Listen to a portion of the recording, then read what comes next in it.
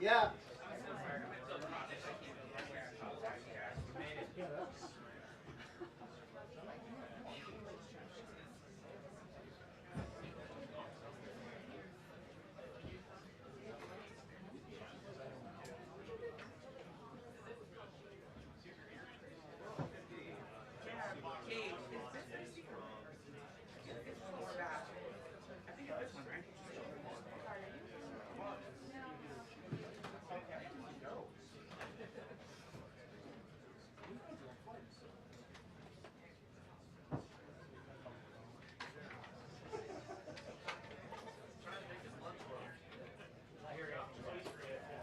No dressing on my salad. He said I'm not answering.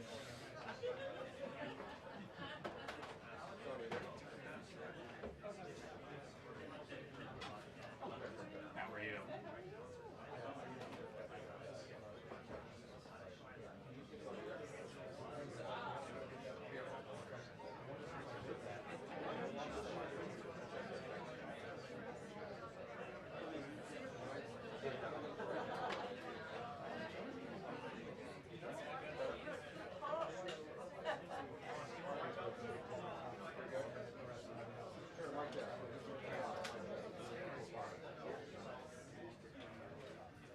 Yeah, it says this 1, 2, 3, 4, 5 up here. Got 10 a.m. on Monday.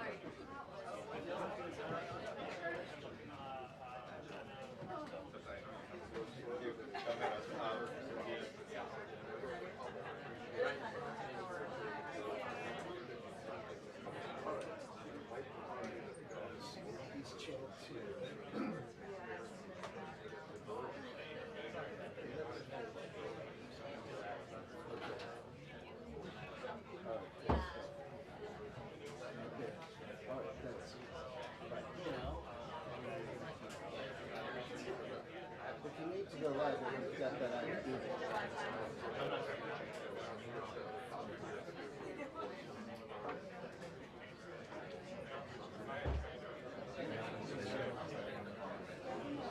You need me where you to?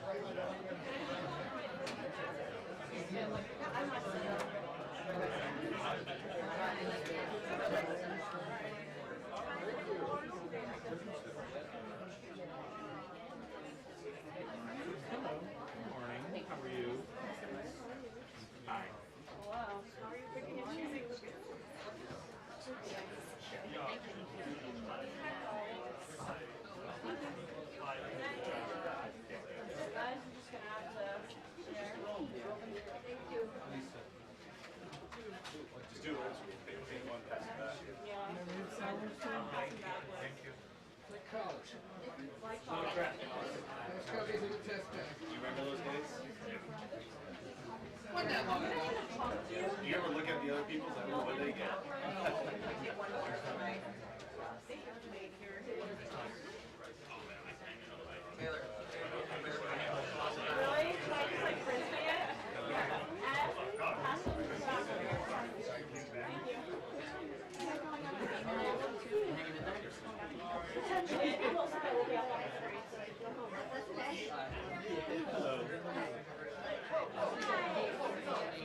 Yeah, they're being passed around.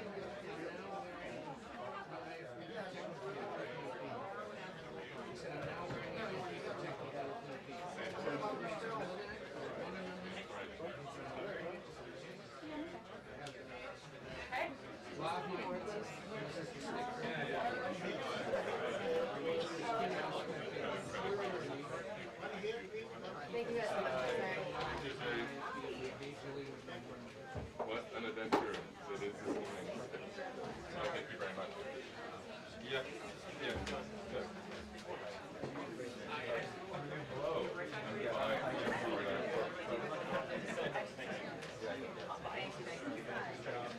Will the president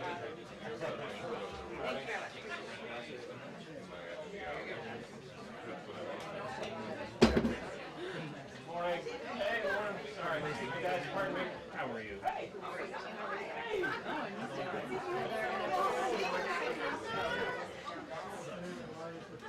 You can see.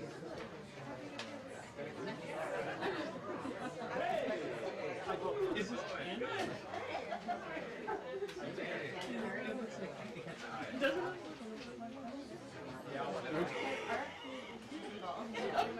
It's actually bridging lots of different stuff. Okay.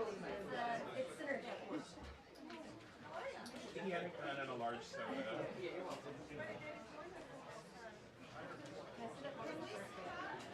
It's good. There's like nothing.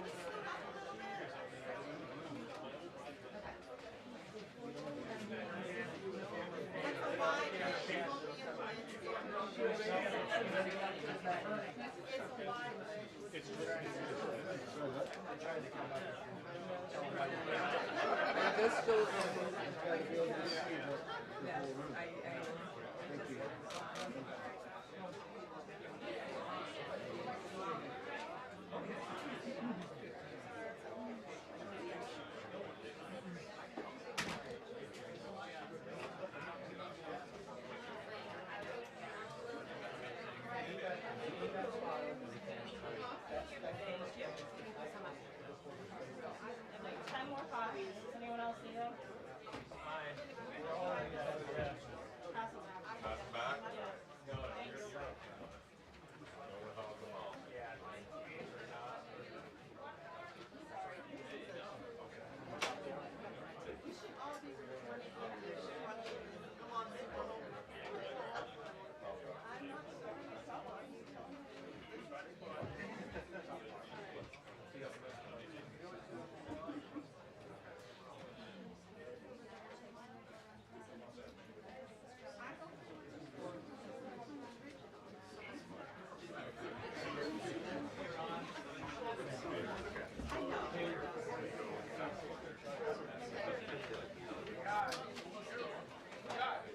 last time.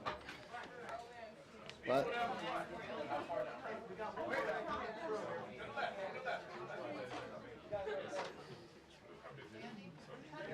everybody good?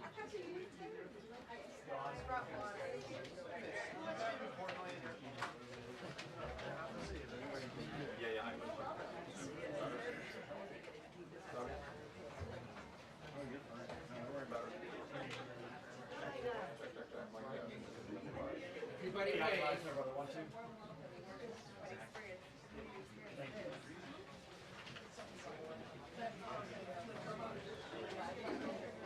Hey, Ed, how you doing this morning? You're smiling. As well. We need more joy in this world, Ed. Come on. Yeah. Do you have a preference on length?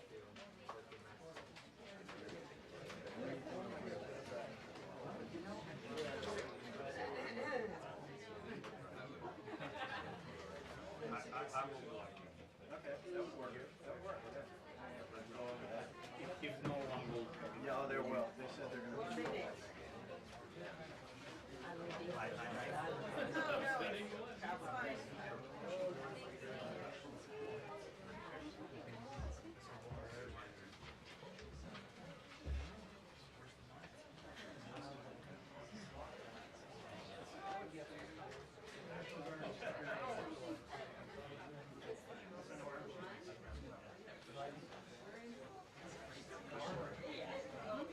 National Guard.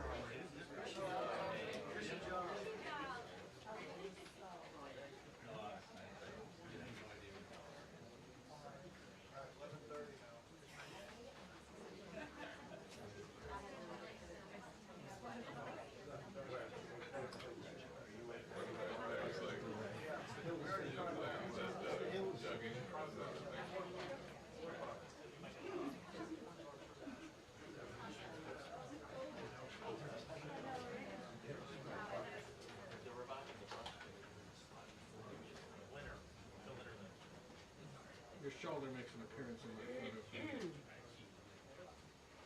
Dana and Bill, good morning to you once again. You're right, this issue will be front and center when the president arrives here in the press briefing room in the next few minutes. You can imagine quite the crowd in here. A lot of focus, of course, will be the president's comments on his plan and his words to tackle a crime rate here in D.C. that he believes is unacceptable.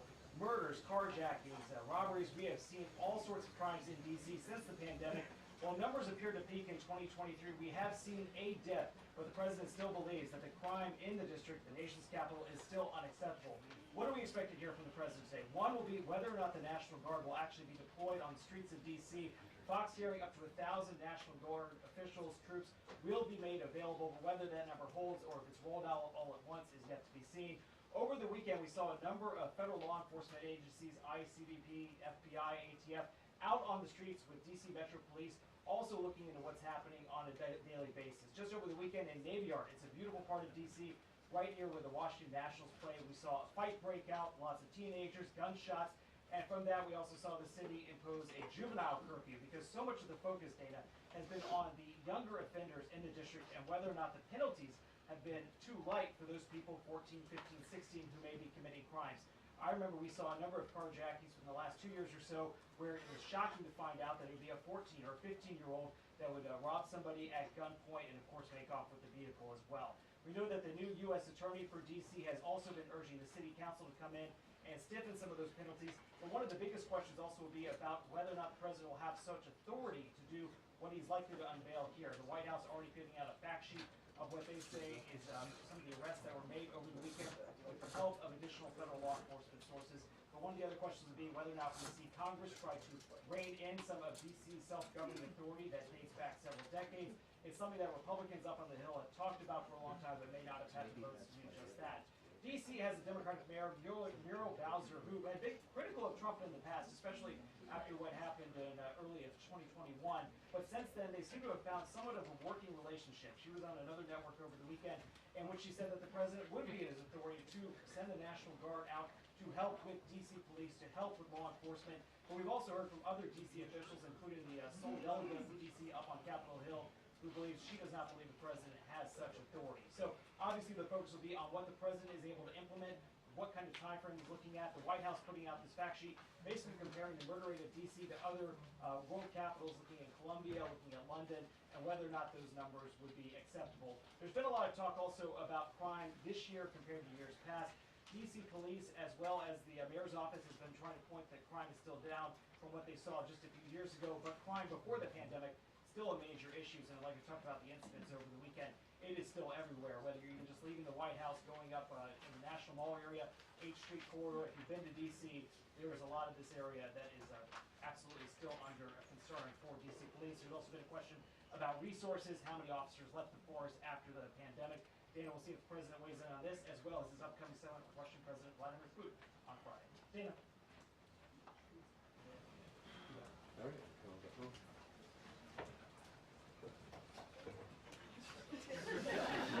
Thank you, guys.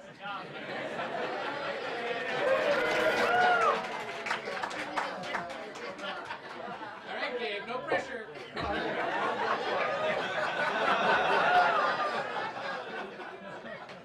Next. Yeah, next. Do it, Gabe.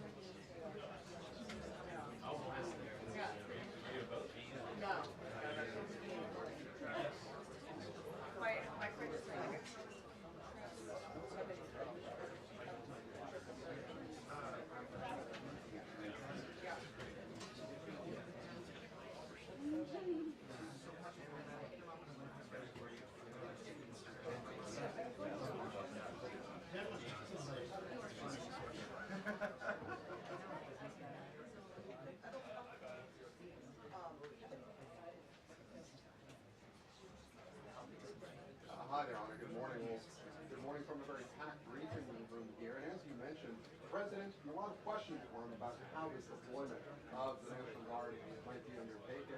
As you said, the administration already deploying nearly 500 federal officers over the weekend, and just handing out a fact sheet detailing some of the arrests that they've made. But according to police data, crime in the district has been 56% since this time last year. Now, there are a lot of questions about how the president considers what he deployed National Guard this year.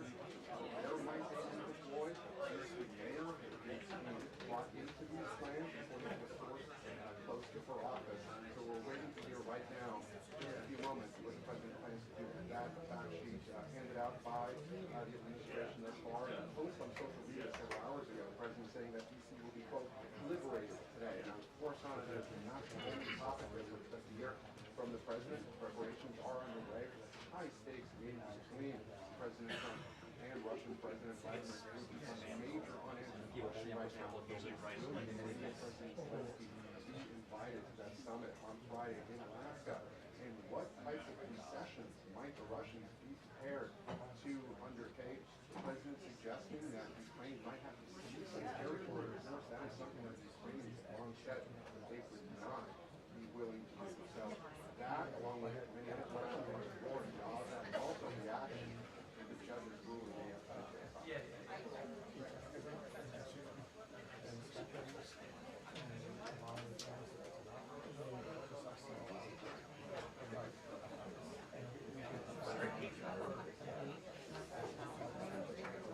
So quiet.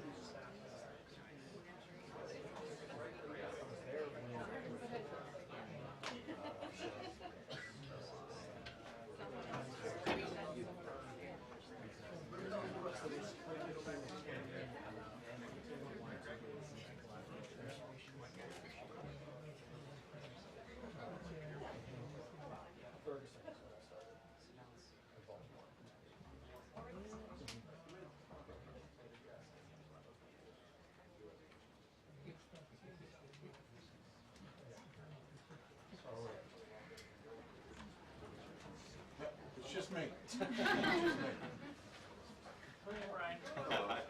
Do they look ready back there? Yeah. No. No. I'll get down here. The camera pan. Yeah. I'm gonna be swinging to cover the whole room. I got you. Get a seat. Yeah, I will. They're not, it's not going to right now.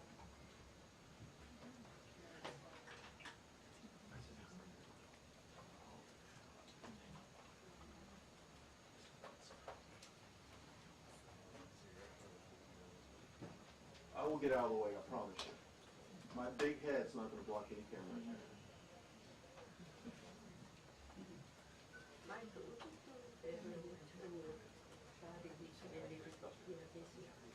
Thank you.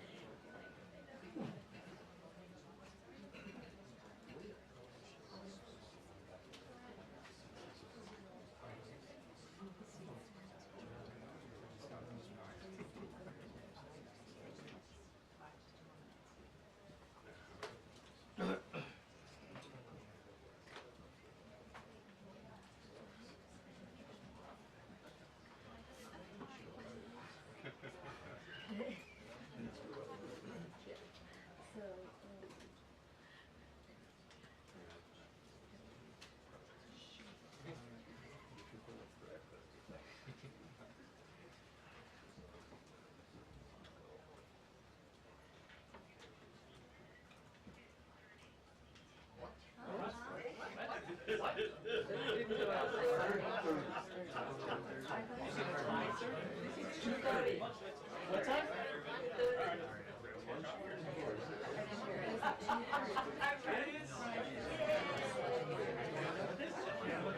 I'm going to go ahead. Man of the people.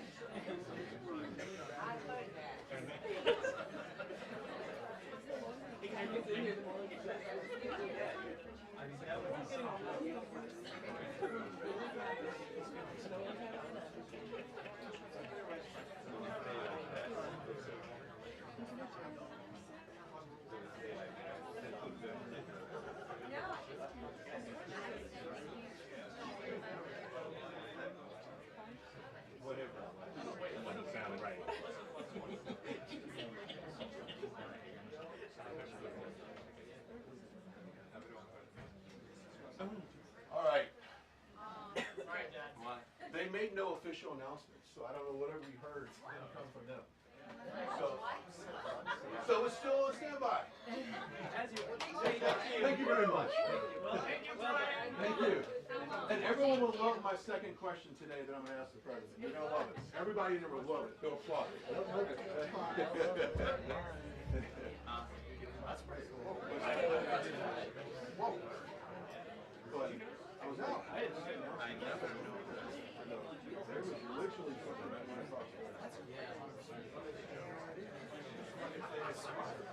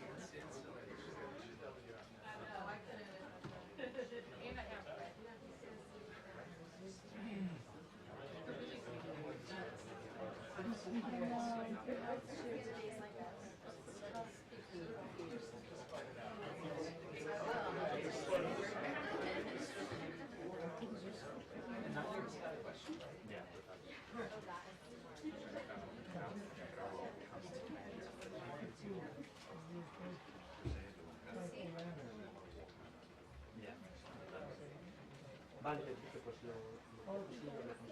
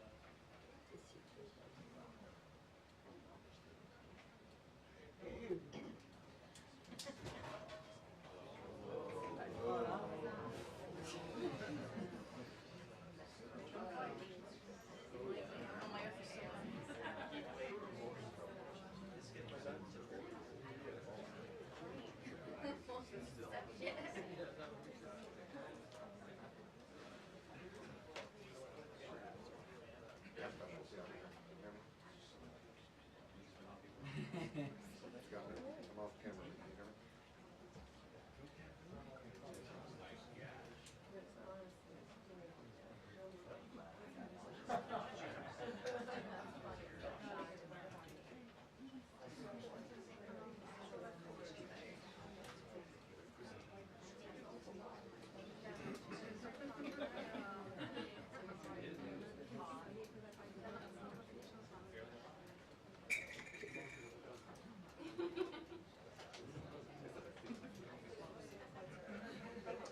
Yeah, check, mic test.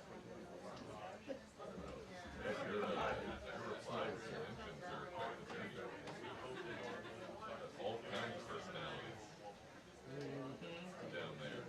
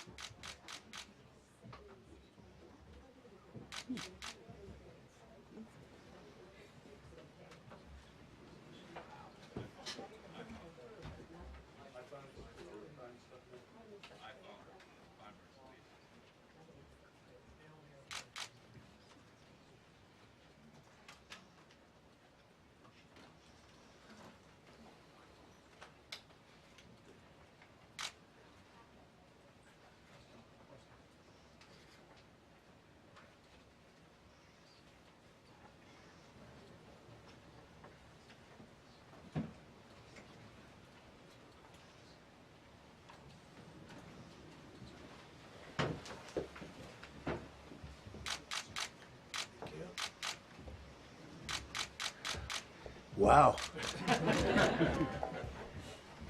I've been up here a lot. I've never seen a crowd like this. I think we need a ballroom, and that's happening. It's going to be a beautiful ballroom. This is really a lot of people, most I've ever seen in this room. And we're here for a very serious purpose, very serious purpose. Something's out of control, but we're going to put it in control very quickly like we did on the southern border. I'm announcing a historic action to rescue our nation's capital from crime, bloodshed, bedlam, and squalor, and worse. This is Liberation Day in D.C., and we're going to take our capital back. We're taking it back under the authorities vested in me as the President of the United States. I'm officially invoking Section 740 of the District of Columbia Home Rule Act. You know what that is? And placing the D.C. Metropolitan Police Department under direct federal control, and you'll be meeting the people that will be directly involved with that. Very good people, but they're tough, and they know what's happening, and they've done it before. In addition, I'm deploying the National Guard to help reestablish law, order, and public safety in Washington, D.C., and they're going to be allowed to do their job properly. And you people are victims of it, too. You know, you're reporters, and I understand a lot of you tend to be on the liberal side, but you don't want to get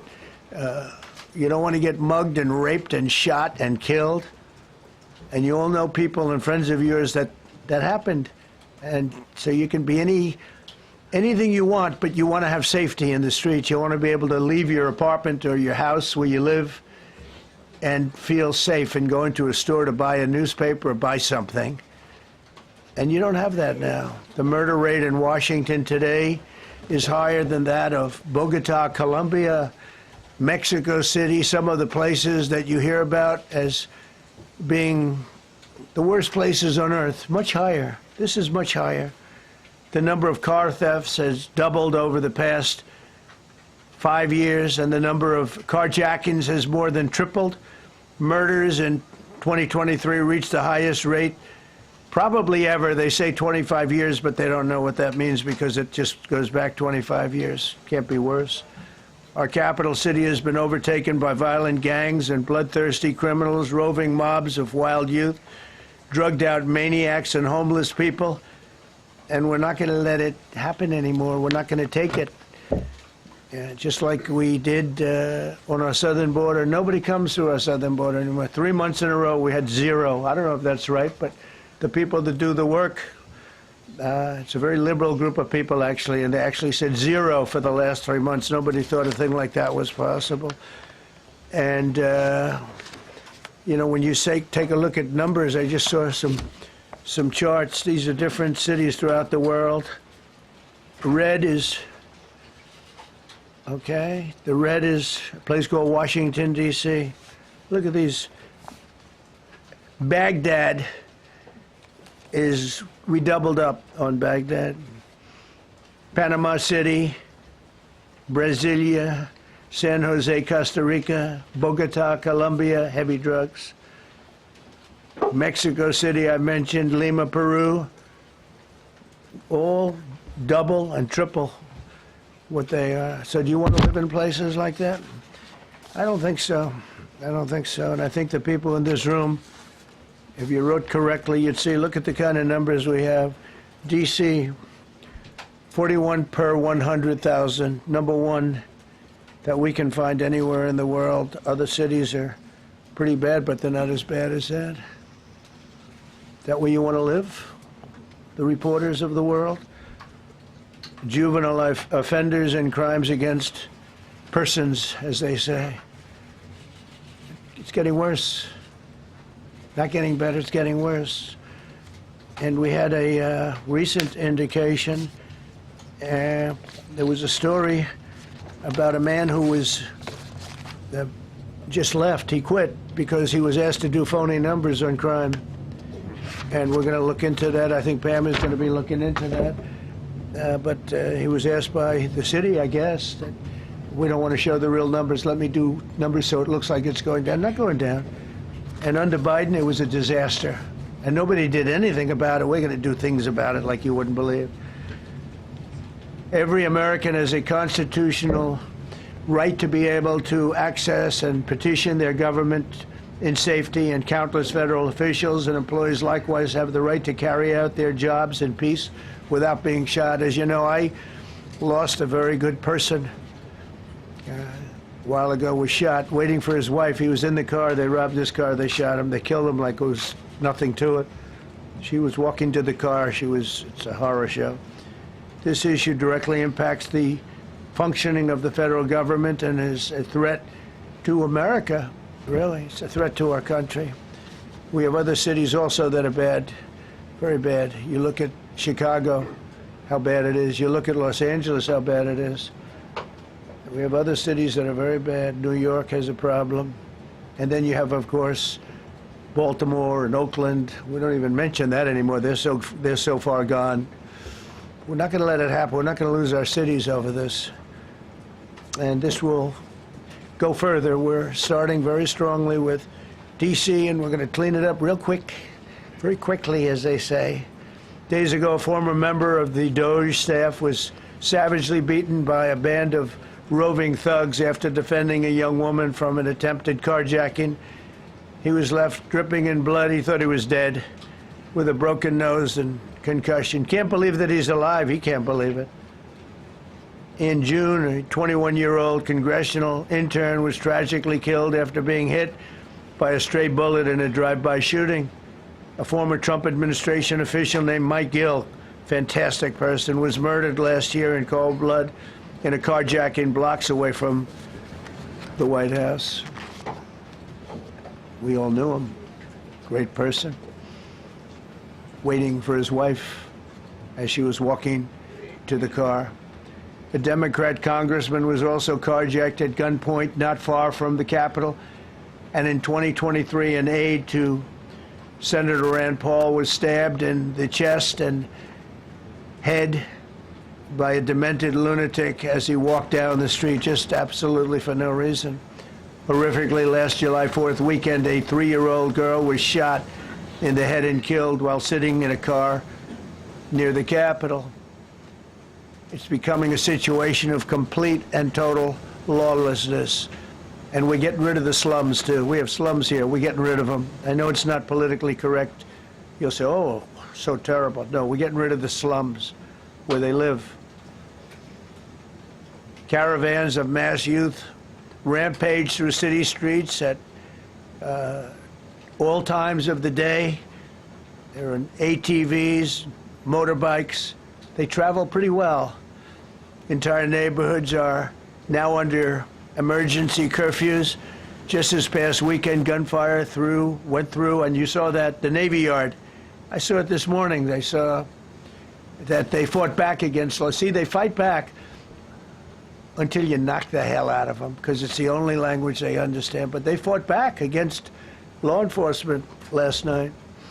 And they're not going to be fighting back long, because I've instructed them and told them whatever happens, you know, they love to spit in the face of the police. As the police are standing up there in uniform, they're standing and they're screaming at them an inch away from their face. And then they start spitting in their face. And I said, you tell them, you spit and we hit. And they can hit real hard. It's a disgusting thing. I've watched that for years, for 3-4 years. I've watched them. The police are standing, and they're told, don't do anything under any such, so and you can see they want to get at it. and they're standing there and people are spitting in their face and they're not allowed to do anything. But now they are allowed to do whatever the hell they want. This dire public safety crisis stems directly from the abject failures of the city's local leadership. The radical left city council adopted no cash bail. By the way, every place in the country where you have no cash bail is a disaster. That's what started the problem in New York, and they don't change it. They don't want to change it. That's what started it in Chicago. I mean, bad politicians started it, bad leadership started it, but that was the one thing that's central, no cash bail. Somebody murders somebody and they're out on no cash bail before the day is out. We're going to end that in Chicago. We're going to change the statute. I spoke with Pam and Todd and everybody. We're going to change the statute, and I'm going to have to get the Republicans to vote because the Democrats are weak on crime, totally weak on crime. They don't know why. They want to stop because they get mugged too. But we're going to change no cash bail. We're going to change the statute and get rid of some of the other things. And we'll count on the Republicans in Congress and Senate to vote. We have the majority, so we'll vote. We don't have a big majority, but we've gotten everything, including the great, big, beautiful bill. Got that done, and that's one of the greatest things that's ever happened to people in this country. They're starting to figure it out, how good it is. Biggest tax cut in history. So many things. But we'll be able to get that done. So, Todd, if you and Pam can draw up things working with the people, we will. I'll get it passed. We'll get it passed with the Republicans. Probably won't get, think of this, probably won't get one Democrat vote because they have no idea what they're doing. That's why they want men playing in women's sports. That's why they want transgender for everybody transgender. And they just got walloped in an election, in a landslide, and they haven't changed one thing. I saw the other day the certain gentleman who was a very well-known politician, Democrat, was fighting like hell that men should be allowed to play in women's sport. They just don't get it. They said it's an 80-20 issue, and I think it's a 97-3 issue. And I don't know who the three are. I've never heard anybody nobody's ever come up to me, sir, you have to let men play in women's sports. You have to do it, sir. Nobody's ever approached me. I don't know where this issue even comes from. Never seen anything like it. But they turned our nation's capital into a sanctuary jurisdiction. That's the other thing. We have to get rid of sanctuary cities as quickly as possible. We're going to do it, too. We have to. Because it's sanctuary for criminals. Releasing illegal alien gang members onto the streets in 2022, nearly 70% of criminals arrested in Washington went unprosecuted. That's not going to happen with the group we have standing aside and standing behind me. And at the Metropolitan Police Department, it's now reached a small number relatively compared to what it was, but it's thousands of people. You know, we have thousands of police. I was told today, sir, they want more police. I heard a number, 3,500 police. That's a lot of police. 3,500. I thought they were going to say, we only have 30 policemen or women. They said, we have 3,500. We need more. You don't need more. That's so many. I never heard. That's like an army. How could you need more than 3,000? It just happened 2 minutes ago. Sir, they've requested more police. Oh, what do they have? About 3,500. I said, 3,500? This is not a big area. It's ridiculous. What you need is rules and regulations, and you need the right people to implement them. And we have the right people here, that I can tell you. Look at the border. Biden said there's nothing you can do. Kamala was the border czar. She never called one of the Border Patrol agents who are great. ICE is great. Never spoke to anybody. Never went there. But she was the border czar. And everybody said it was impossible to fix. I fixed it in 3 months. No, really. I fixed it the first week, but really fixed it over the last couple of months. And I mean, literally to a point where, as I said, 0 illegals entering our country in the last 90 days. Pretty amazing. It's time for dramatic action. We're going to do the same thing over here. It's going to be a very safe city very soon. We're not looking to take years, because a lot of people die in years. And we've got incredible people in this country, except we have to allow them to do their job. And that we will deliver like nobody's ever delivered before. I actually think it's easy. You know, if you're competent, it's easy. If you're incompetent, it's impossible. But I'm very competent. Last week, my administration surged 500 federal agents into the district, including from the FBI, ATF, DEA, Park Police, the U.S. Marshal Service, the Secret Service, and the Department of Homeland Security. You know, a lot of nations, they don't have anything like that. They got some police, and they're rough police. They don't have DEA, ATF, FBI, Park Police, the U.S. Marshal Service, Secret Service, Department of Homeland Security. They got some police, but they're rough police, and they do their job. They don't have crime. We're not going to have crime either. They made dozens of arrests, and that's what starts to happen. Again, cashless bail. Watch what we do with that. Today, we're formally declaring a public safety emergency. This is an emergency. This is a tragic emergency. And it's embarrassing for me to be up here. You know, I'm going to see Putin. I'm going to Russia on Friday.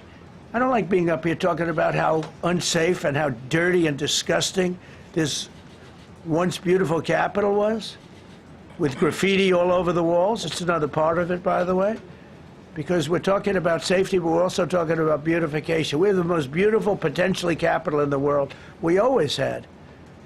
But people come from Iowa, they come from Indiana, they come and then they get mugged. Not going to happen. Keep coming, because by the time you get your trip set, it's going to be safe again, and it's going to be clean very quickly. We're going to replace the medians that are falling down all over the roads. We're going to replace the potholes. We're going to put a nice new coat of asphalt over the top. No, we don't have to rip the road out and spend 7 years building a new road because they cut everything. Because some designers said, well, we need 1/4 of an inch more turn for safety reasons. No, we're going to do it right. We're going to get it done quickly. So today we're declaring public safety emergency in the District of Columbia, and Attorney General Pam Bondi, who's fantastic, is taking command of the Metropolitan Police Department as of this moment. And I'll be making the appropriate notifications to Congress and to the mayor, our new DEA administrator, who's one of the top in the country. He better be Terry. If you're not, I'm going to get rid of you so fast. Terry Cole. Terry, thanks. Very good. We just got him, most highly recommended person. And you'll be designated as the interim federal commissioner of the Metropolitan Police Department, okay? And you run them tough. They're good. You have a lot of good people. You have people that shouldn't be there. You also have people that shouldn't be there. They got in there because of woke. But you have a lot of great police, and those people are the ones that want to help you. This city will no longer be a sanctuary for illegal alien criminals. We will have full, seamless, integrated cooperation at all levels of law enforcement, and we'll deploy officers across the district with an overwhelming presence. You'll have more police, and you'll be so happy, because you'll be safe. When you walk down the street, you're going to see police, or you're going to see FBI agents. We're going to have a lot of agents on the street. And you're going to have a lot of, essentially, military, and we will bring in the military if it's needed. By the way, we're going to have National Guard, but Pete Hegseth will tell you about it. We will bring in the military if needed. People say, "Oh, that's so terrible. He's going to bring in." It's been used many times over the years. I don't think we'll need it. I think we've got so many great people, including the people that are in the police department with proper leadership. They'll immediately begin massive enforcement operations targeting known gangs, drug dealers, and criminal networks to get them the hell off the street, maybe get them out of the country, because a lot of them came into our country illegally. They shouldn't have been allowed in. They come from Venezuela. They come from all over the world. We're going to get them the hell out. They won't be here long. But some of these people, a lot of them, are homegrown criminals. And these are bad people. These are rough people. And this is just a list of some of the people that were given to me today that were criminals removed from the D.C. streets this weekend. They were rough and tough. But we're rougher and tougher. Look at these people here. Nothing, you know. They're not going to be your local school teacher. Look at this guy. He has killed people numerous times. They're not going to be an asset. They will never be an asset to society. I don't care. I know we all want to say, oh, they're going to be rehabbed. It's not going to be rehabbed. I'm going to ask Doug Burgum to come up and say a couple of words because he's in charge, as you know. He's Interior, but he's in charge of the U.S. Park Police. And I've heard so many great things about the Park Police. They're proud of it. They've been there for a long time. Their families oftentimes grow into the roles. They love the country. They love this area. So, Doug, could you say a few words, please? Thank you, Mr. President. On behalf of the U.S. Park Police, this is the oldest federal police force in the nation. They were formed in 1791 by none other than President George Washington. They've got the awesome responsibility of protecting our nation's most sacred monuments. The National Mall, Washington Monument, Jefferson Memorial, Lincoln Memorial, Statue of Liberty, and out west, the Presidio and the Golden Gate area. These folks have tens of millions of visitors a year, the kind of people that President Trump's talking about that come from around the country and around the world to see our sacred and learn about our history and our sacred monuments. They've been doing a fantastic job, but they are so pleased, the rank and file, that President Trump is now allowing them to enforce the law. As those of you that live in the city may know, that the circles and the triangle parks that are spread throughout D.C. are actually federal park property. So the U.S. Park Police also have responsibility for that. These became littered with homeless camps under the Biden administration. All of you saw that. Since President Trump's executive order on March 27th, making D.C. safe and beautiful again, the U.S. Park Police have removed over 70 homeless camps. And President Trump also talked about beautification. They're stopping and enforcing the laws against graffiti on our monuments. They've removed over 80 specific attacks against our history with graffiti on our monuments. So they continue to do a great job, whether it's in their vehicles, on foot, or on the mounted police that you see around the National Mall. And President Trump, they thank you. The rank and file is so happy to be enforcing the law again. Thank you for your leadership, and they're excited about the announcement you're making today. Thank you. Very good. Great job you're doing. Thank you very much. Pete, could you say something about the military, if you would? Well, Mr. President, it's an honor to be here. And at your direction this morning, we've mobilized the D.C. National Guard. It'll be operationalized by the Secretary of the Army, Dan Driscoll, through the D.C. Guard. You will see them flowing into the streets of Washington in the coming week. At your direction as well, sir, there are other units we are prepared to bring in. Other National Guard units, other specialized units. They will be strong, they will be tough, and they will stand with their law enforcement partners. This is nothing new for DOD. As the President noted, at the border, we've got 10,000 troops down there who've been operating in defense cooperation areas, defense zones, where there's zero illegal crossings because of troops on strikers scanning the border. We've been protecting other people's borders for 20 years. It's about time we protect our own, and we're working with ICE and CBP. In Los Angeles, we did the same thing, working with the California National Guard, working with ICE officers. ICE officers deserve to do their job and not be attacked. We will work alongside all D.C. police and federal law enforcement to ensure this city is safe, this city is beautiful, and as I always say about President Trump to the troops, he has their back. And my message to the National Guard and federal law enforcement in Washington is, we have your back as well. Be tough, be strong, we're right behind you. Thank you, Mr. President. I'm going to ask Pam, because she's now, as you heard me say, she's really in charge of a lot of what we're talking about. She's done an incredible job. People are going to start to see the fruits of her labor. And Pam, maybe you could say a few words about what we're talking about here. Sure, President. Let me be crystal clear. Crime in D.C. is ending and ending today. We are going to use every power we have to fight criminals here. President, thank you for caring about our capital. Families come here every summer. Our museums are free. We have the National Zoo. We have the National Gallery. D.C. should be a place where everyone can come and feel safe. Behind me and to my side, we have some of the best career law enforcement and prosecutors in the country who are ready to take this on. As the President said, Terry Cole is going to be supervising the Metro Police Department. Gaddy Serralta, our U.S. Marshal, is going to be supervising command and control, the entire operation. Our Deputy Attorney General, Todd Blanche, and I will be working with them closely, along with our great FBI Director, Kash Patel. Kash is going to talk to you in a minute about what we did in Virginia recently with Governor Youngkin. Many of you covered that, and it was tremendously successful. Not only that, our secret weapon here in D.C. is U.S. Attorney Jeanine Pirro, one of the toughest prosecutors and a former judge, and she is going to be talking about juvenile crime, how it's out of control here, and what she's going to do to fight back. No more crime rampant in our beautiful capital. No more teenage girls beating a disabled man to death.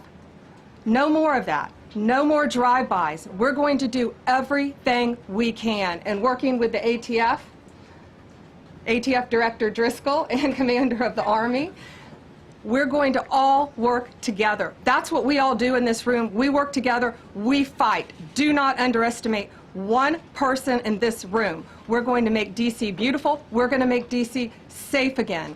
One other thing, just at the wharf a few days ago, the area of the wharf, Terry Cole reached out to me, not even nightfall, on the weekend, where so many families in tourists go. A guy's overdosing from fentanyl on a park bench. In the middle of families around, they administer Narcan and saved his life. No more of that. The President of the United States is going to clean up D.C., and we're going to be there to help him, and we're going to be successful. Thank you. Thank you, Pam. Cash, talk about Northern Virginia, if you will. Northern Virginia, we had a big success. Thank you, Mr. President. Thank you, Attorney General Bondi, for your leadership, Deputy Attorney General, and the rest of our interagency partners. Mr. President, the following is what happens when you let good cops be cops, and I just want to highlight that before I get into Northern Virginia. This year alone, under President Trump's administration, we've had over 4,000 child victims identified and found. That's a 33% increase from the same time period last year. 33% increase. We've had a seizure of 1,500 kilograms of fentanyl up to this date. That is a 25% increase since the same time period last year. And just to put it in perspective, 1,500 kilograms of fentanyl is enough to kill 115 million Americans. 115 million Americans. Cops are getting after it. The FBI has arrested 19,000 people this year alone. Thanks to President Trump's administrations, that's double than where we were this time last year. And we have also arrested 1,600 people who have committed violent acts against children. 270 of them are human traffickers of children. Mr. President, this is what happens when you have great leadership at the Attorney General with Pam Bondi, your administration's priority of protecting the homeland and protecting American citizens and protecting our children, and the murder rates are plummeting. We are now able to report that the murder rate is on track to be the lowest in U.S. history, in modern recorded U.S. history, thanks to this team behind me and President Trump's priorities. And how do we do it? And what are we going to bring to D.C.? What we did in Northern Virginia, thanks to Terry Cole and Governor Youngkin and the team, we stood up a task force out in my Northern Virginia field office, and we said, let's let good cops be cops, let's get them the intelligence and what they need, and let's get the red tape out of their way, and let's get DOJ partnered up with us to bring great prosecutions, and that's exactly what we did. In 1 month, we arrested 545 violent felons. 545 in the state of Virginia, thanks to Governor Youngkin's partnership. And that simplicity in law enforcement is what's coming to Washington, D.C. When you let good cops be cops, when you give them the intel they need, when you work with our Homeland Security Task Force, when you work with Terry and Gaddy and I go way back to Miami, these guys are great leaders of the respective departments and law enforcement capacities. And when you have the DOJ and President Trump driving behind this mission, we are going to clean up Washington, D.C., and we're going to do it the right way, the lawful way, and we're going to make sure Washington, D.C. is safe again. Thank you, Mr. President. Thank you, Attorney General. Thank you very much. Good job. Thank you, Cash. So the process begins right now. It actually started over the weekend, and we confronted a lot of very bad people. But it's going to be something that will be pretty amazing to you as you watch it. And I think most of you say it's a beautiful thing to do it right. We're going to be removing homeless encampments from all over our parks, our beautiful, beautiful parks, which now a lot of people can't walk on. They've been they're very dirty, got a lot of problems. But we've already started that. We're moving the encampments away, trying to take care of people. Some of those people, we don't know how they even got there. Some of those people are from different countries, different parts of the world. Nobody knows who they are. They have no idea, but they're there. We're getting rid of the people from underpasses and public spaces from all over the city. There are many places that they can go, and we're going to help them as much as you can help. But they'll not be allowed to turn our capital into a wasteland for the world to see. The Metropolitan Police Department and the federal authorities will be supported in the effort, a really big effort, the 800 D.C. National Guardsmen that we'll put on, and much more if necessary, much more. You remember I said, I offered 10,000 once. Remember I said to a certain person, person who I thought always was highly overrated, not very competent. But I said, if you need them, we'll give you 10,000 of the military or the National Guard. They turned me down. But if necessary, we're going to move service members directly to joining the Guardsmen. And that'll take place very rapidly, and that'll be done in conjunction with Pam and with Pete and everybody else. Washington, D.C. should be one of the safest, cleanest, and most beautiful cities anywhere in the world. And we're going to make it that. We're going to make it safe. We're going to make it smart. We're going to make it beautiful, so beautiful. Some of the buildings, we're going to add to it. You see what we've done at the White House. White House is a whole different building. I do that in my part-time because it's a natural instinct as a real estate person. I was very good at that, and I was very good at fixing things up. I like fixing things up. You see what's happening. The marble floors are being reinstalled, renovated, fixed. The whole place is becoming very beautiful. We're going to be adding a magnificent ballroom, most beautiful ballroom, I think, anywhere. We need it. I would have certainly loved to have had it today. I think we would have filled it up. A lot of you are standing outside, can't get in this room. I've never seen the room like this, which tells me that you want to talk about, I mean, this was a D.C. news conference. It tells me that you want to talk about crime in D.C. and beautification of D.C., but I'm going to put that, that's easy. And I think, frankly, fixing the crime with the pros, fixing the crime is easy, too. A person who I've known for a long time, and she's been incredible. She was a fantastic, one of the best ever district attorneys in New York. She was in Westchester, and she became a judge, very successful judge. And then she went into showbiz because she was such a good DA and such a good judge, tough judge, but fair, always fair. Nobody ever complained about that, but she was tough. And because of that and her reputation, she went into showbiz. So a lot of people don't, you know, they think of Janine as showbiz. Actually, showbiz was not her thing. It was, and she did great. She was on, along with a couple of other of my friends, on the #1 show. And she did great, but this is what she loves doing. This is really her baby. What she's going to do is going to be incredible. And I'd like to speak for just a few seconds on what she has in mind, what she wants to do. We're going to be appointing some judges. You know, we have some open spots, and we're going to take people, because the judges are letting killers out. They just say, go, that's okay, don't worry about it. So we're putting some, Pam recommended, Todd recommended, some judges that are great. Janine recommended. Janine's given me 3 great candidates already. We have about 10 open spots, and we can probably create some more. We need them. Janine, would you say a few words, please? Thank you very much, Mr. President, and thank you, Madam Attorney General, and to all my partners here. We all want the same thing. We all want a safe city. We want a safe capital. We want to be able to bring our families here. We want to be able to come and enjoy the history that makes this place great. And unfortunately, we are not in that position right now. And Mr. President, I want to thank you for taking the step that we need right now to make criminals understand that they are not going to get away with it anymore. And I'm not going to stand here and go over and over the cases. But what I can tell you is this. I see too much violent crime being committed by young punks who think that they can get together in gangs and crews and beat the hell out of you or anyone else. They don't care where they are. They can be in DuPont Circle, but they know that we can't touch them. Why? Because the laws are weak. I can't touch you if you're 14, 15, 16, 17 years old and you have a gun. I convict someone of shooting another person with an illegal gun on a public bus in the chest, intent to kill. I convict him, and you know what the judge gives him? Probation. Says you should go to college. We need to go after the D.C. Council and their absurd laws. We need to get rid of this concept of, no cash bail. We need to recognize that the people who matter are the law-abiding citizens, and it starts today.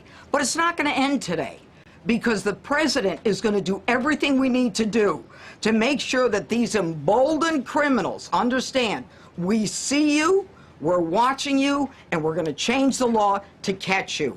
And my final note is this.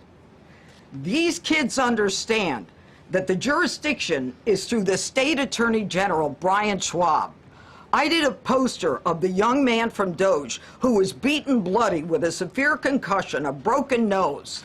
And then I did a poster of what happens to those kids, because I can't arrest them, I can't prosecute them. They go to family court, and they get to do yoga and arts and crafts. Enough. It changes today. Thank you, Mr. President. Thank you, Jim. You're welcome. Great job. Thank you. If I could, I just signed some executive orders. I'd like to have Will please come up, and we'll let the people know what we signed. Do you want to put them down? Yes, sir. Go ahead.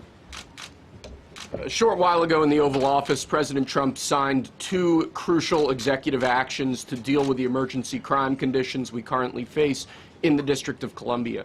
The first of these was an executive order, as President Trump said before, invoking his powers under Section 40 of the Home Rule Act to take federal control of the D.C. Metropolitan Police Department.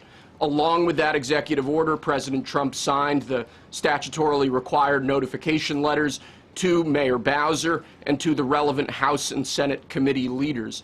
The second major executive action that President Trump signed was a presidential memorandum directing the Secretary of Defense to utilize the National Guard to address the conditions we see on our streets here in D.C.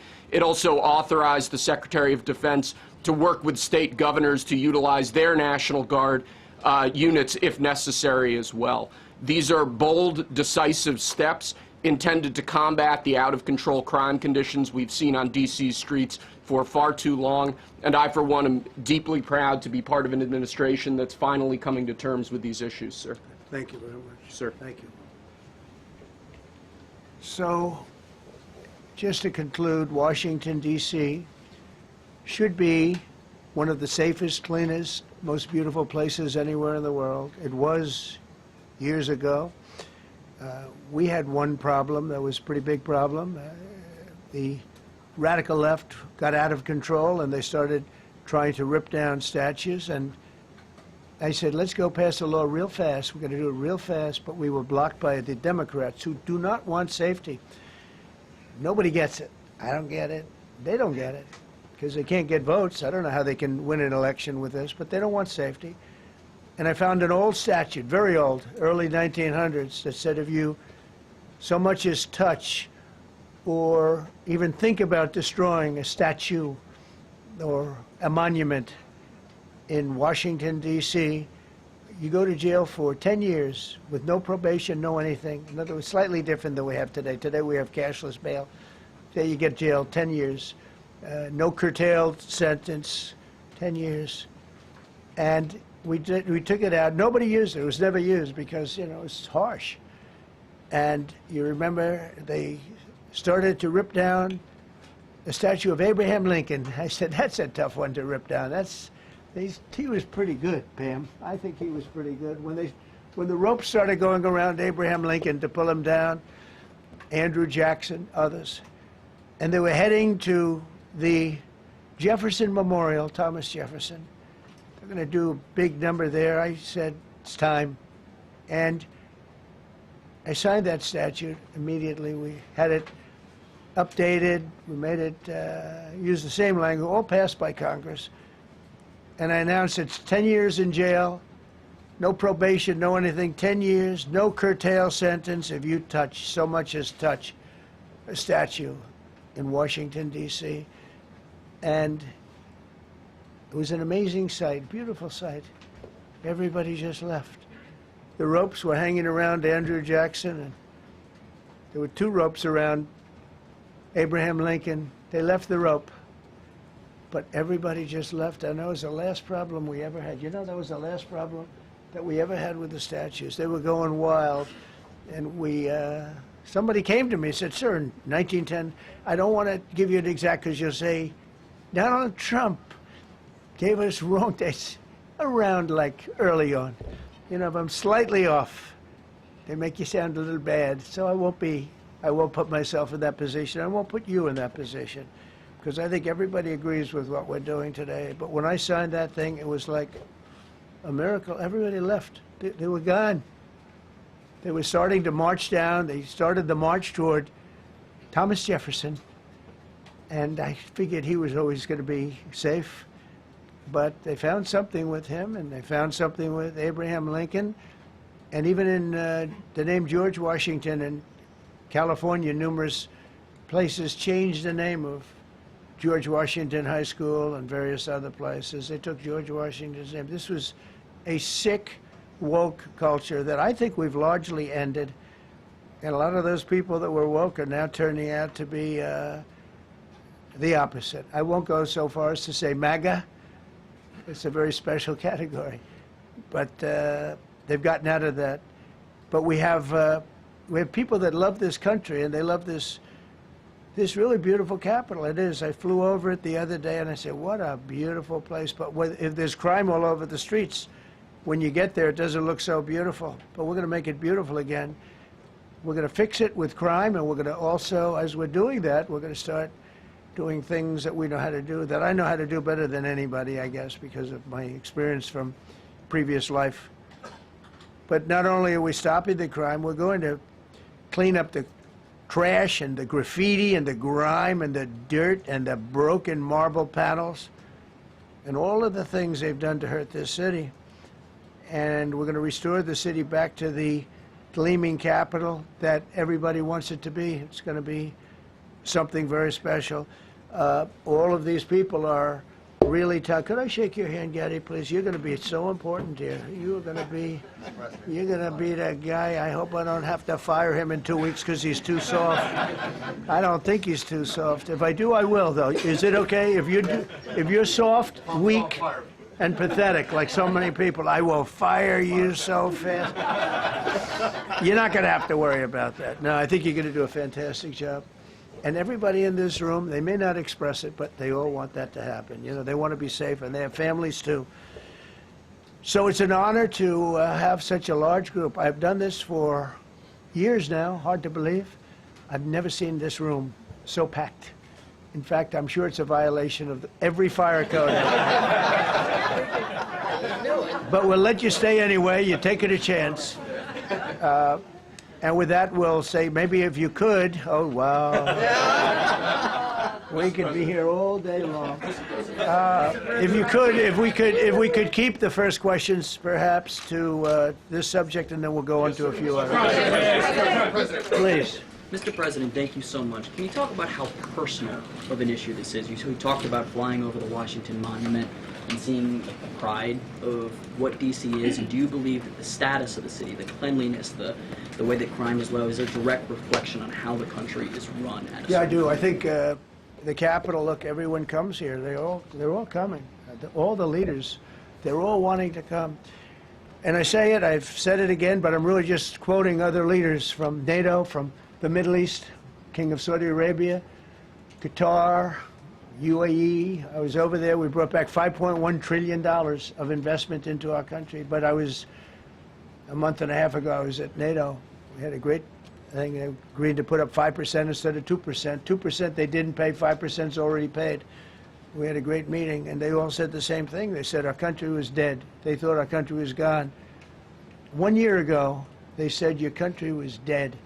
And now you have the hottest country anywhere in the world. We do. We have the hottest country in the world right now. The tariffs have helped. It's given us not only the money, it's billions, trillions of dollars of money, but it gives us great power over enemies. We solved 5 wars with Pakistan and India. We just solved one. Azerbaijan and, as you know, and Armenia. A war was raging for 37 years. And the 2 leaders got up and they said, we never thought this would be solved. Russia tried to solve it. They all tried to solve it. It was a very tough situation, but we got it done and got it done. And I said to the 2 men, I said, are you guys friends? And they had a hard time. You know, they've been killing each other for 37 years, right? One was there 5 years, one was there for 22 years. He said, my whole life I've been fighting this war, and you got it solved. But we did many of those. We did in the Congo and Rwanda. That's been going on for 30 years. 8 to 9 million people killed that they know of, but it was raging, and we got that solved. We got a lot of them done. It's a great honor. But you want to have, when they come, the leaders come to our country to sign documents that the war is over or whatever, or for other reasons. They come for trade. And you want them to come through so beautifully. You ride down those roads, everything should be perfect. You shouldn't have medians falling down into the roadway. Median, you know, the metal things that are always, somebody had a great lobbyist, because I've never seen them look good. I've been looking at those things with the little, right? They're always broken and bad, but here they're really bad. And we're going to either put new or fix it, and it's not expensive. It's not really expensive. And we're going to fix our roads a little bit. We're going to clean up our sidewalks. You have countries where every Saturday the people go out and they wash their sidewalks in front of their stores or their houses. They scrub their sidewalks. So we aren't quite at that level yet, I don't think, Gaddy. We're not quite there yet, but maybe we will. They go out and they scrub. I think it's so beautiful to hear that and to see those stories. But we're going to make it clean. But just to finish with your question, it's a very, very strong reflection of our country. And when they see a bad city, you know, my father always used to tell me, I had a wonderful father, very smart, and he used to say, son, when you walk into a restaurant and you see a dirty front door, don't go in, because if the front door is dirty, the kitchen's dirty also. Same thing with the Capitol. If our Capitol's dirty, our whole country is dirty, and they don't respect us. So it's a very good question. Mr. President, sorry. Question for you on the specific issue. Do you expect more cities to follow DC's path if this goes through? So the idea is that Chicago, LA, San Francisco, would they expect similar action what we've seen in DC? And the other question, sir, there is reporting that the administration is going to reclassify marijuana. Would that send mixed messages that if marijuana is okay, some drugs are okay, but we're trying to clean up crime? How do they go hand in hand? We're only looking at that. That's early, but you know, somebody reported it, which is fine. We're looking at it. Some people like it, some people hate it. Some people hate the whole concept of marijuana because if it does bad for the children, it does bad for people that are older than children. But we're looking at reclassification, and we'll make a determination over the next, I would say, over the next few weeks. And that determination hopefully will be the right one. It's a very complicated subject, you know, the subject of marijuana. I've heard great things having to do with medical, and I've had bad things having to do with just about everything else. But medical and, you know, for pain and various things, I've heard some pretty good things, but for other things, I've heard some pretty bad things. The other part of your question, I mean, we're just going to see what happens with it all. You're going to have, we're going to have a tremendous success in what we're doing. Other cities are hopefully watching this. They're all watching, just like everyone's watching here. They're all watching, and maybe they'll clean up, and maybe they'll do this and get rid of the cashless bail thing and all of the things that caused the problem. I mean, if you go back, this whole thing with cashless bail is a disaster. So many problems came that we never had before. So they're watching us today, and if they don't learn their lesson, if they haven't studied us properly, because we're going to be very successful. I have zero doubt about that. It's going to be. It's a question of will it be really fast, like the border, You know, everyone said, they used to say, Biden used to say, I need legislation, I didn't get any legislation. I called up our people, and we did a great job. Tom Homan was great. As you know, our secretary did a great job. They did a great job. There's no games. They didn't play games. And we're going to have the same thing here. But then I'm going to look at New York in a little while. Let's do this. Let's do this together. Let's see. It's going to go pretty quickly. And if we need to, we're going to do the same thing in Chicago, which is a disaster. We have a mayor there who's totally incompetent. He's an incompetent man. And we have an incompetent governor there. Pritzker's an incompetent. His family threw him out of the business, and he ran for governor. And now I understand he wants to be president. But I noticed he lost a little weight, so maybe he has a chance. You know, you never know what happens. But Pritzker's a gross incompetent guy, thrown out of the family business. But when I look at Chicago and I look at L.A., if we didn't go to L.A. 3 months ago, L.A. would be burning like the part that didn't burn. If he would have allowed the water to come down, which I told him about in my first term, I said, you're going to have problems, let it come down. We actually sent in our military to have the water come down into L.A. They still didn't want it to come down after the fires. But that was it, we have it coming down. But hopefully L.A. is watching. That mayor also, the city's burning. They lost like 25,000 homes. I went there the day after the fire.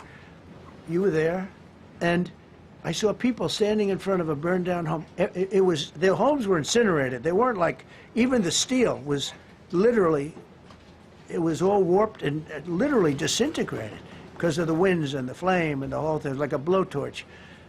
They were standing on this beautiful day, maybe a couple of days after. We gave it a little time because what they had suffered. Almost 25,000 homes. And you see what's happening now. They didn't give their permits. I went to a town hall meeting. I said, we're going to get you the federal permits, which are much harder. Almost immediately. Lee Zeldin is a star. He did an incredible job. They have all their federal permits. They don't have their city permits. And the mayor said to me, we think we could have them in 2 years. I was walking down the street, and I met with firemen and police. And I was saying hello to many people that were standing in front of their homes with yellow tape. You can't go in. You can't go onto the lot. And those people wanted to start rebuilding their homes then and there. And the mayor said, we should be able to get them the permits within 2 years. I said, that's a shame. 2 years? Are you kidding? I'm going to get them the federal permit like almost immediately. 2 years. And she roared back, well, maybe 1 year. The place was booing her out of the place. They don't have their permits to build their homes. And now they're talking about putting, this is among the most beautiful areas in the country. Now they're talking about putting low-income housing there. Can you believe this? I love low-income housing. I made money with low-income housing. I built low-income housing. I know more about low-income housing and luxury housing. I know about everything real estate. They want to replace some of those homes with low-income housing. They haven't gotten their permits yet. We've gotten all the federal permits, which are much tougher to get, and it was done almost immediately through Lee Zeldin and Federal Environmental. And I watched the other day, those people are angry. And now, you know, they had tremendous, they loved that area. They loved the whole big area, different places, but they loved it. It was all luxury stuff and beautiful stuff, and some wasn't that luxury, but the level of love for that neighborhood, their neighborhoods, was incredible. And you know what? I watch people on television, they want to go, they want to leave. They've lost their spirit, they've lost their heart, because the mayor's incompetent. And Gavin Newsom is incompetent. He's got a good line of bullshit, but that's about it. He's incompetent. And you have Los Angeles is, you know, it's amazing. You know, I called, the first thing I did, I got the Olympics to go there. I was the one that got it. And by a rare thing that happened, I'll be the president. I was very upset because I got the Olympics there, and I said, I won't be president when it comes, but bad things happened, and illegal things happened, really illegal things happened. Now it turns out one good thing was I'm going to be the president for the Olympics for 2050, for 250, which is going to be fantastic, and also for the World Cup. So we have a lot of good things, and I hope 250 is going to be, the 250th anniversary is going to be the best. But when I looked at those people, and I saw last night on television that they still don't have their permits, it's a disgrace what's happened in Los Angeles. The China tariff deadline is tonight. Do you plan to extend that? We'll see what happens. China's been, we've been dealing very nicely with China, as you probably have heard. They have tremendous tariffs that they're paying to the United States of America. And we'll see what happens. They've been dealing quite nicely. The relationship is very good with President Xi and myself. President, you mentioned your upcoming meeting with President Putin. Can you tell us what you hope to get out of that and whether you'll consider inviting President Zelensky to join? So you have to understand, this is a war that should have never happened. This is a war that wouldn't have happened if I were president. It would have never happened. It was the apple of his eye. I got along very well with President Putin. But if you look, under President Bush, they took a lot of territory. Under President Obama, they took a lot of territory. Under Biden, they essentially took the whole thing. You know, it's just a question of time. Under Trump, you know what they took? Nothing. Nothing. I was the one that said, you can't build your pipeline. That was half built. I came in, I stopped the pipeline. It's called Nord Stream 2. Nobody knows that, you know. Nobody ever heard of Nord Stream 2. You might have not even heard of it. Biggest pipeline in the world. I stopped it. I was not a friend of Russia, but I got along well with Putin. It's always good to get along with other countries if possible, but that doesn't mean you roll over like Biden did. Biden came in and he immediately approved the pipeline. I couldn't believe it. Then they say Trump wasn't tough on Russia. I wasn't tough. I was the toughest. Putin said, if you're not tough, I would hate like hell to see you. I stopped the biggest economic development job, the biggest job that Russia had ever built. I stopped it. It was dead. And this low IQ president came in and he let them build the pipeline and supply oil and gas all over Europe, you know. So this is really a feel-out meeting a little bit. And President Putin invited me to get involved. He wants to get involved. I believe he wants to get it over with. Now, I've said that a few times, and I've been disappointed because I'd have like a great call with him, and then missiles would be lobbed into Kiev or some other place, and you'd have 60 people laying on a road dying. I said, that's cold, that's cold. But it's a violent war. 5,000 to 7,000 people a week are dying. And you know, there's nobody from here. They're all Russian and Ukrainian people, and some people from the cities, much smaller number, but still, those missiles do damage and they kill a lot of people, but mostly soldiers. And they're young soldiers, although in the case of Ukraine, they're getting much older. They're drafting 60-year-olds now. It's a terrible thing to witness, and I think I have an obligation. Look, this is Joe Biden's war. This is not my war. I made a deal with NATO a month ago. You covered it very accurately, actually. We don't pay anything anymore. You know, we're not paying anything. They are buying things from us, and NATO is paying us. I got it raised from 2% of GDP to 5%. And they're paying us for everything that we send. We're not paying. But Biden approved $350 billion. Europe has spent $100 billion. The money that's been spent and the death is incredible. It's the worst thing that's happened, by far the worst that's happened since World War II. So I'm going in to speak to Vladimir Putin. And I'm going to be telling him, you got to end this war. You got to end it. And he wasn't going to mess with me. This war would have never happened.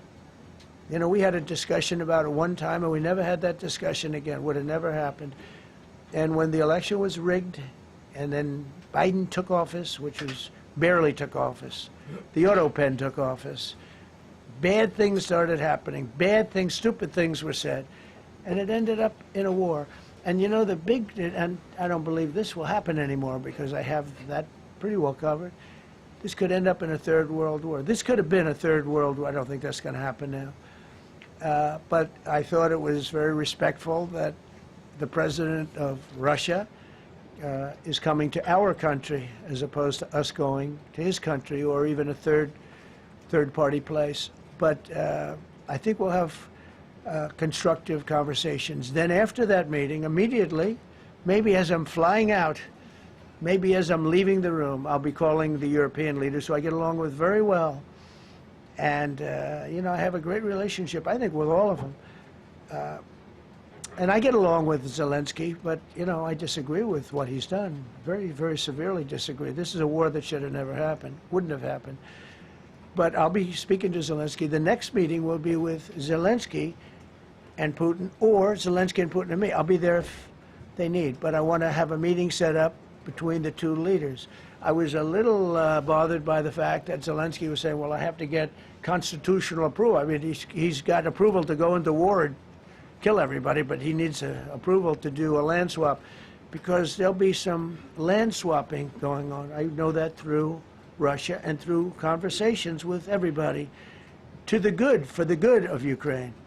Good stuff, not bad stuff. Also, some bad stuff for both. So there's good and there's bad. But it's very complex because you have lines that are very uneven, and there'll be some swapping, there'll be some changes in land, and the word that they will use is, they make changes. We're going to change the lines, the battle lines. Russia's occupied a big portion of Ukraine. They've occupied some very prime territory. We're going to try and get some of that territory back for Ukraine. But they've taken some very prime territory. They've taken largely ocean, in real estate we call it oceanfront property. That's always the most valuable property. If you're in a lake, a river, or an ocean, it's always the best property. Well, Ukraine, a lot of people don't know that Ukraine was largely 1,000 miles of ocean. That's gone. Other than one small area, Odessa, it's a small area. There's just a little bit of water left. So I'm going to go and see the parameters. Now, I may leave and say, good luck, and that'll be the end. I may say this is not going to be settled. I mean, there are those that believe that Putin wanted all of Ukraine. I happen to be one of them, by the way. I think if it weren't for me, he would not be even talking to anybody else right now. But I'm going to meet with him. We're going to see what the parameters are. I'm then going to call up President Zelensky and the European leaders right after the meeting, yeah. And I'm going to tell them what kind of a deal. I'm not going to make a deal. It's not up to me to make a deal. I think a deal should be made for both. I think Russia has to get back into building their country. It's a massive country. I think they have 11 time zones, if you can believe it. It's a massive, it's by far, from the standpoint of land, it's by far the largest.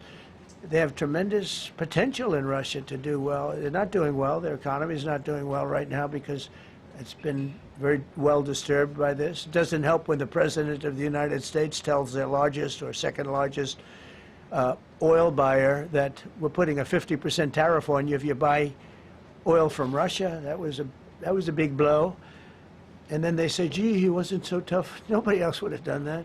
And I haven't stopped there. I mean, look, I was all set to do things far bigger than that, but I got a call that they'd like to meet, and I'm going to see what they want to meet about. I'd like to see a ceasefire.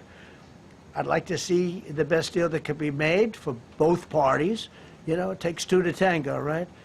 So ultimately, I'll have a meeting next week. I had a great relationship with him, considering the fact that I was not nice to him because of the pipeline. I ended the pipeline. I also gave the javelins. Do you ever hear of a javelin? Javelin is called a tank buster.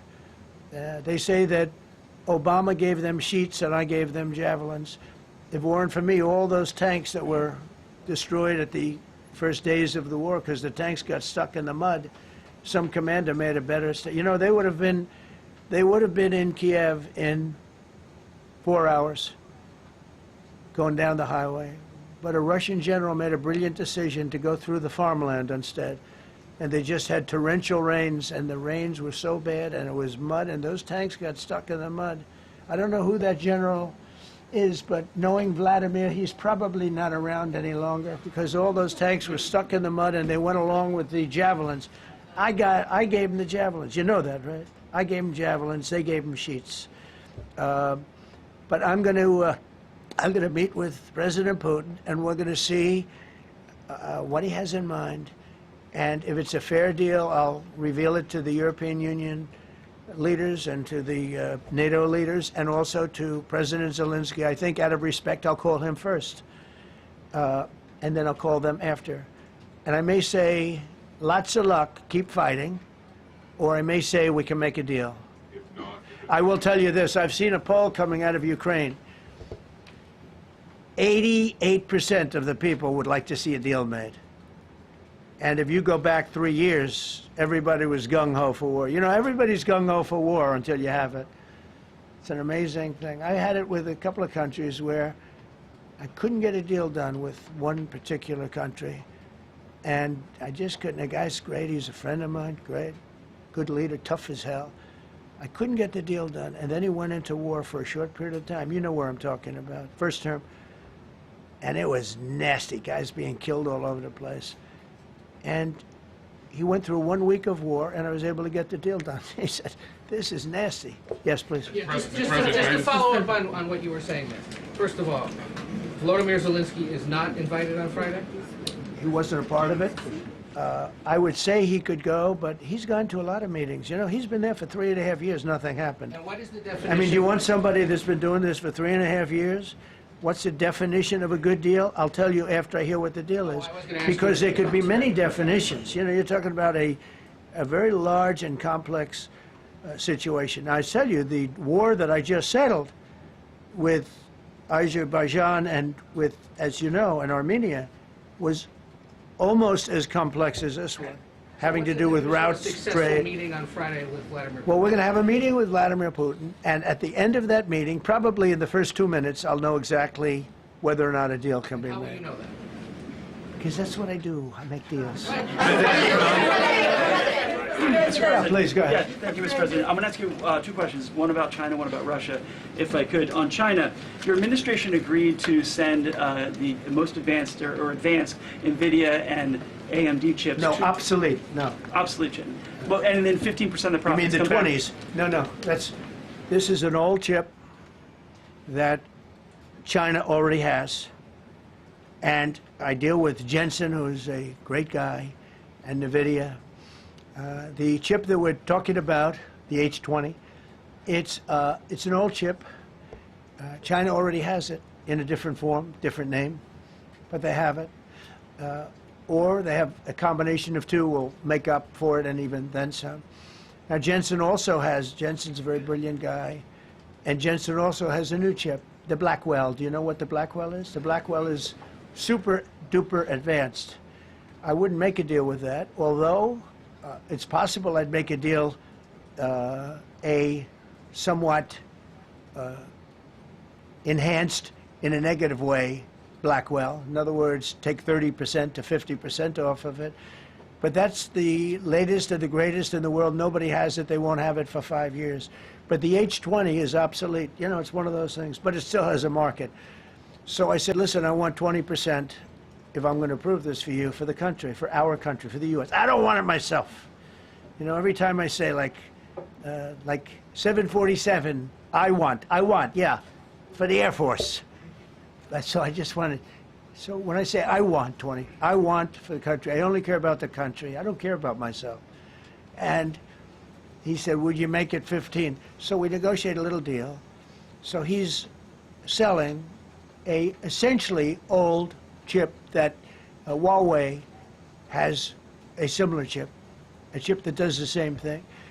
And I said, good, if I'm going to give it to you, because they have a, they have a stopper, what we call a stopper, not allowed to do it. It's really known as a restrictive covenant. And I said, if I'm going to do that, I want you to pay us as a country something, because I'm giving you a release. I released them only from the H20. Now, on the Blackwell, I think he's coming to see me again about that. But that will be a unenhanced version of the big one. Like, I don't know if you know it, we will sometimes sell fighter jets to a country, and we'll give them 20% less than we have. Do you know what I mean, right? That's the same. So on Russia, do you see a time, Mr. President, when there could be normal trade between the U.S. and Russia? Should your meeting go well? Should there be peace? I do, yeah. Russia has a very valuable piece of land. If Vladimir Putin would go toward business instead of toward war, you know, it's a warring nation. That's what they do. They fight a lot of wars. A friend of mine said Russia's tough because they just keep on fighting. They beat Hitler, so did we, and they beat Napoleon. You know, they've been doing this for a long time. I asked a question to a very, very smart man that some people like and some people don't like. Viktor Orban, right, from Hungary, the head of Hungary, and he's in that same area. and knows the two countries very well. I said, this was before Biden didn't do anything to get us out of it. He could have gotten us out of that. It would have never happened. I said, so can Russia be beaten by Ukraine? He looked at me like, what a stupid question. He said, Russia's a massive country, and they win their country, and they win their life through wars. They fight wars. That's what they do. He said, China beats you with trade. Russia beats you with war. That was a very interesting statement. China's not beating us with trade, not when I'm in charge, but they were beating Biden with trade, but they never beat us with trade. Don't forget, China had to pay $400 billion worth of tariffs when I was last time. That was last time. And if we didn't have COVID, all of this stuff we would be loaded. We're finding hundreds of billions of dollars of cash is pouring into our country now because of tariffs. And all we're doing is we're doing what they do to us. It's so beautiful to see it. They found last month, as you saw, $25 billion of excess cash flow. They're saying, where did it come from? I said, I'll tell you where it came from. It came from a place called tariffs, and we're doing very well. We're really doing well. But I expect to have a meeting with Putin that I think it'll be good, but it might be bad. And I'm here for one reason, to get rid of a war that somebody else started. Should have never happened. And if I could end it, great. Complex war, a lot of bad blood, But Zelensky's been there for 3.5 years, so if you put him in a room. Now, I will say this. Ultimately, I'm going to put the two of them in a room. I'll be there or I won't be there, and I think it'll get solved. Yeah, please be. Thank you, Mr. President. Excuse me, I'm going to suggest, because do you have any other questions on DC? Because I don't want them to be. Wait. These are incredible people. I don't want them to be standing up here on subjects. Does anybody have a question of them? And then you guys can leave. Okay, a question. Brian, go ahead. Thank you, Mr. President. All right. And by the way, this is only on DC, and then they're going to leave because it's unfair to have them stand up here all day long. I agree. Brian. I've got two questions for you. First, about DC. This is personal for me as well. Last year, I was robbed on the streets by one of these teenage thugs. Had a gun, got away with it. Let's talk about the effort that between law enforcement, prosecutors, and judges, because it's a recycling belt. Like, these kids go, they don't fear the police. They know it. If you talk about how we've got to get these judges and put these kids behind bars, right. Adult crimes deserve adult penalties. And my second question, I'll after you answer that, please. Do you want me to answer? Or whoever wants to take it. Okay. It's real. Do you want me to answer it? Go ahead. Here's the problem. Assuming that they're 17 years, older than 17 years old, I can get the case. If they're under 18 years of age, I can only get the case if it's murder, rob one, rape, even if they shoot a gun but don't kill you, I can't get it. So the law has to be changed. As the president said, cashless battle. That has to be changed. All right, then, even assuming I get the case, I get jurisdiction, I get a conviction, the D.C. Council has given the judges the ability to give probation on shootings. And so then it's up to them. All of these things, the Youth Rehabilitation Incarceration Reduction Act, and now they want to seal records. So if we work hard, we get a conviction, they want to wipe it out. So that needs all to be changed. Okay, Mr. Question. Pam, would you answer that also? Yeah, and just back to that topic, let's be clear though, we're going to charge them, and we're going to track every single thing they do throughout every step of the court process and report back to you and let all of you know what's happening to them. Because the people who are prosecuting them, the judges who are trying them, they also need to be held accountable. Mr. President, you also made a comment. This is the most people we've ever seen in this briefing. I've never seen ever, right? I've never seen any. Where's Caroline? Where's my superstar? Caroline. Is Caroline in the back? Where's Caroline? Come here, Caroline. Come here, Caroline. Come here. Is she doing a good job, by the way? Come here, Caroline. Is this the largest crowd that you've ever seen? This is definitely the most packed briefing, and I think all of you would agree. I think it's why we need to build a ballroom. Mr. President, I have a better idea. All right, Brian, go ahead. My question is this. You're building the big, beautiful ballroom. Yeah. Could we build a big, beautiful briefing room, updated technology, more seats? I don't want to do that. I don't want you to be comfortable. So no, I don't want to make life comfortable. So look. Let's just do this. Let's do this. It's going to be a big thing. We're going to Russia. That's going to be a big deal. What happens, happens. I'll let you know what happens. You'll be the first to know. I'll be calling the European leaders. I'm going with totally. I mean, we have a lot of talks. They're great people. They're great leaders, actually, and they want to get back. Honestly, as one of them said, I've OD'd on trying to settle Ukraine. They've OD'd, meaning they've overdosed on the settlement of Ukraine. Not a nice expression, but boy, is it accurate. They're tired of it. They want to get back to spending money on their countries. You know, Biden gave them $350 billion. Europe gave $100 billion. It should be much more than that. Shouldn't have been that kind of, they should have had equalization, but they didn't. But you know what? Still a lot of money. They want to get back to building their own countries. They really want it resolved. My relationship with the European leaders, as you saw, is extremely good. It's perfect. It's beautiful. Wait. And we're going to try. I'll be in touch with them. I have 5 of them call me. You think it's easy? There are a lot of European leaders, but they rely on me. Very much rely on me. If it wasn't for me, this thing would never get solved until the last person breathing is dead. Would you talk to them before? Mr. President, I'm talking to them right now. So I'm talking to the European leaders.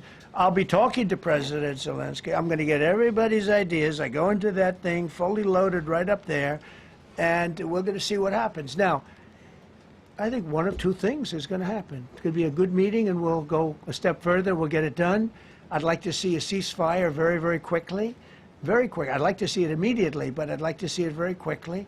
And we're going to be dealing with the European leaders, and we're going to be dealing with President Zelensky, and hopefully we're going to have a great success. As far as this, what we did today, and I think you were here for D.C. more so than even Russia, because Russia will be, you know, we have a couple of days to go. But the Russia is going to be very interesting. But to me, what is very exciting, and we're going to take back our capital. We're going to make it beautiful again, but we're going to make it, more importantly, safe again. It's going to be so safe. It's going to be a model. And then we'll look at other cities also. But other cities are studying what we're doing. And you have some capable people in other cities. They can do it too. But we have a great group of professionals. We're going to have a safe, beautiful capital, and it's going to happen very quickly. Thank you all. Thank you all very much. Should the Justice Department appeal the Epstein decision today, Mr. President? How long will the takeover of D.C. police last? We'll see you guys tomorrow. We'll have another briefing. We'll see the National Guard on their streets. All of them. Will we get more prisons out of this, sir?